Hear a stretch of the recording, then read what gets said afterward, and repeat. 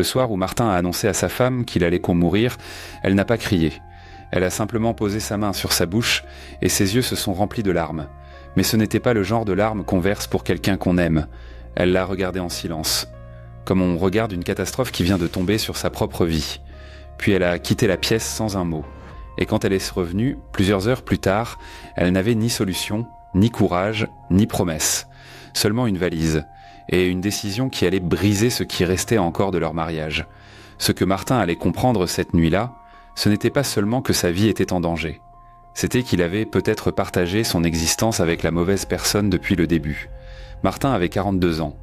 Un visage fatigué, des épaules un peu tombantes, des mains toujours occupées. Le genre d'homme qui disait toujours ça va aller, même quand tout s'écroulait déjà.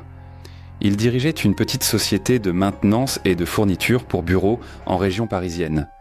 Rien de flamboyant, rien de luxueux. Juste une petite boîte qu'il avait bâtie à force de réveils à l'aube, de devis envoyés le dimanche et de repas avalés debout entre deux urgences. Il vivait avec Marie depuis plusieurs années. Elle avait 38 ans, enseignait l'anglais, parlait vite, décidait vite, jugeait vite. Elle était belle à sa manière, toujours impeccable, toujours tirée à 4 épingles, même dans leur pavillon modeste, aux murs trop blancs et au chauffage capricieux.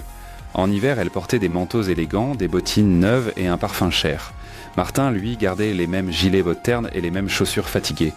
À première vue, ils formaient un couple ordinaire. Mais seulement à première vue. Car chez eux, tout passait par Marie. Le restaurant du vendredi, le film du samedi, la destination des vacances, même la voiture qu'il n'avait pas vraiment les moyens d'acheter. Martin cédait, toujours, par amour, croyait-il. Quand elle voulait un sac, il trouvait un crédit. Quand elle voulait changer la voiture, il rallongeait les mensualités. Quand elle jugeait leur niveau de vie insuffisant, il promettait que le prochain contrat arrangerait tout. Mais ces derniers mois, les contrats avaient ralenti. 2 gros clients partis, des factures en attente, des relances, des nuits blanches. Et Martin n'en parlait presque pas. Puis il y avait eu cette douleur, d'abord légère, puis persistante, des examens, une attente interminable. Et finalement ces mots, prononcés calmement par un médecin. Cancer avancé. Pas beaucoup d'années. Quand il est rentré chez lui, Marie était dans la cuisine en train de comparer 2 séjours au Portugal pour l'été. Il l'a regardé longtemps avant de parler. Et sans le savoir, il venait d'entrer dans la pire soirée de sa vie. Quand Martin lui a annoncé la maladie, Marie a éclaté en sanglots. Ses épaules tremblaient, sa respiration était saccadée. Non, non, pas ça. Au début, Martin a cru que c'était pour lui. Mais très vite, ses phrases ont changé. Je ne peux pas revivre ça. Pas encore. J'ai déjà vécu ça avec mon père. Elle pleurait, mais ses mots parlaient surtout d'elle. Puis elle s'est levée brusquement. J'ai besoin de sortir. Je ne peux pas rester ici. La porte a claqué. Martin est resté seul dans la cuisine. Plusieurs heures plus tard, Marie est revenue, avec une valise. Ses yeux étaient rentés rouges, mais son regard était décidé. « Marie, qu'est-ce que tu fais ?» Elle a essuyé ses joues. « Je pars. » Martin a senti son cœur se serrer. « Je viens de t'annoncer que je suis malade. » Elle s'est remise à pleurer, justement. Elle ne voulait pas revivre les hôpitaux. Elle ne voulait pas regarder quelqu'un mourir pendant des années. Et elle ne voulait surtout pas se retrouver avec les dettes de Martin. « Si tu meurs, je vais me retrouver avec tout ça. Je ne peux pas vivre ça encore une fois. » Et à cet instant précis, Martin a compris quelque chose de terrible. Ce n'était pas une réaction de panique. C'était une décision. Marie est partie. Et Martin est resté seul dans la maison, avec son cancer, ses dettes, et la sensation d'avoir aimé quelqu'un qui n'avait jamais vraiment aimé en retour. Un mois plus tard, la situation a pris un tournant inattendu. Le grand-père de Marie est décédé. Et quelques jours après, elle a appris qu'elle héritait d'une fortune importante, une somme qui changeait complètement sa vie. Mais très vite, une autre réalité l'a rattrapée. À cause du régime de la communauté de biens, Martin avait droit à la moitié de cet héritage. Marie a compris immédiatement ce que cela signifiait. La moitié de l'argent allait revenir à Martin. La maison qu'elle rêvait d'acheter, la voiture qu'elle voulait remplacer. Tout cela allait devoir être partagé. Elle était furieuse. Elle avait déjà quitté Martin, et pourtant il allait récupérer une partie de cette fortune.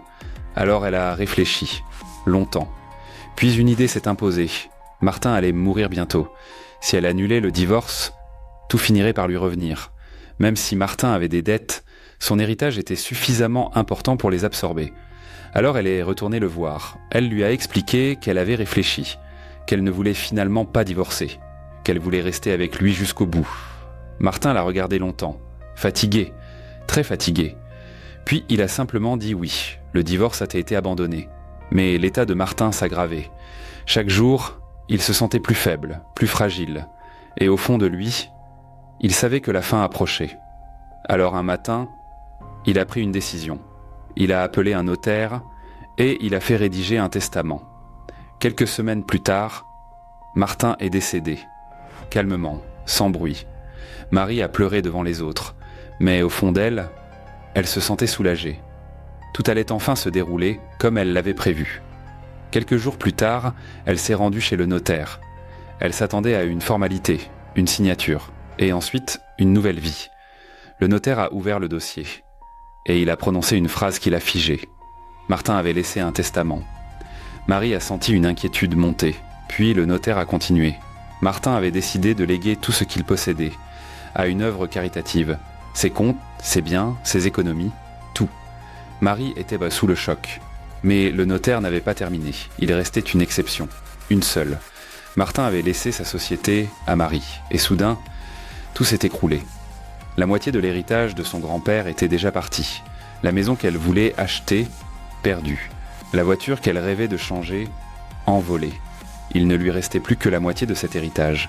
Et en plus, l'entreprise de Martin. Une entreprise chargée de dettes colossales. Des dettes qu'elle devait maintenant assumer.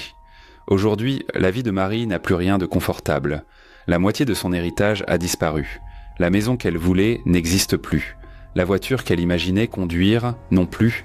Et à la place, elle gère une entreprise fragile, écrasée par les dettes. Tout ce qu'elle voulait éviter est devenu son quotidien. Martin, lui, n'aura jamais vu cette ironie du destin. Mais une chose reste certaine. Quand une relation n'est pas équilibrée, quand une personne donne tout et que l'autre ne pense qu'à elle, les conséquences peuvent devenir dramatiques. Parce que parfois, ce n'est pas la maladie qui détruit une vie, c'est l'égoïsme.